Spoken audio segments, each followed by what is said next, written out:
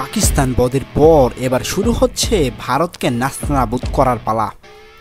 আগামী 19 সেপ্টেম্বর শুরু হচ্ছে সাম্প্রতিক সময়ের হাই ভোল্টেজ দুই দলের লড়াই। সেটি রাজনৈতিক অভ্যন্তরীণ সব দিক দিয়েই এখন অনেক বেশি উত্তেজনা ছড়ায়। তবে খেলাটা যেহেতু টেস্ট ম্যাচ, তাই একচ্ছত্র আধিপত্য ভারতেরই। এখন পর্যন্ত বাংলাদেশ ভারতকে কখনো হারাতে পারেনি, সেই সাথে চোখে চোখ রেখে ফাইট করার মতো ম্যাচ সংখ্যাও খুবই সীমিত। তবে এবার তো প্রেক্ষাপটটা অনেকটাই ভিন্ন।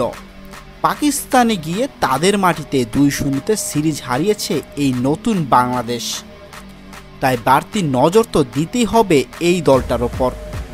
কিন্তু ভারতীয় অধিনায়ক রোহিত শর্মা কি বলছে বাংলাদেশকে নিয়ে? প্রায় ৪৫ দিনের বিরতির পর মাঠে নামতে যাচ্ছে ভারতীয় দল। অন্যদিকে সদ্যই পাকিস্তানের মাটিতে 2-0 ব্যবধানে টেস্ট সিরিজ জিতে এসেছে বাংলাদেশ।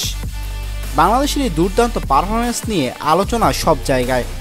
টেস্ট চ্যাম্পিয়নশিপে পয়েন্ট তালিকার শীর্ষে থাকা ভারতও চাপে থাকবে। বাংলাদেশ কি হারিয়ে দিতে পারে ঘরের মাঠের ভারতকে? রোহিত শর্মা উত্তরটা দিলেন একটু ঘুরিয়ে। রোহিত বলেন, সব দলই ভারতকে হারাতে চায়, ভারতকে হারিয়ে তারা মজা পায়, তাদের মজা করতে দিন। আমরা কেবল ফোকাস রাখছি তাদের কিভাবে হারাবো সেদিকে। আমাদের ম্যাচ জিততে হবে, সেজন্যই আমরা এখানে এসেছি। তারা আমাদের নিয়ে কি ভাবছে আর কি বলছে সেটা নিয়ে আমরা ভাবছি না। রোহিত যোগ করেন, যখন ইংল্যান্ড এখানে খেলতে আসে তারাও অনেক কথা বলে, আমরা সেদিকে ফোকাস করি না। আমাদের ফলের দিকে নজর রাখতে হবে এবং এখানেও সেটাই লক্ষ্য। ভালো ক্রিকেট খেলতে হবে। ভারত সাম্প্রতিক সময়ে অনেক দলের বিপক্ষে খেলেছে, প্রত্যেকের বিপক্ষে জয়ের লক্ষ্যে নিয়েই মাঠে নামছে, প্রতিপক্ষ নিয়ে আমরা ভাবছি না। রোহিতের এমন কড়া কথায় বাংলাদেশ দর্শকদের মনে আঘাত লাগতেই পারে। সেই আঘাতের জবাবটা তো দিতে হবে নাহিদ মিরাজদেরই।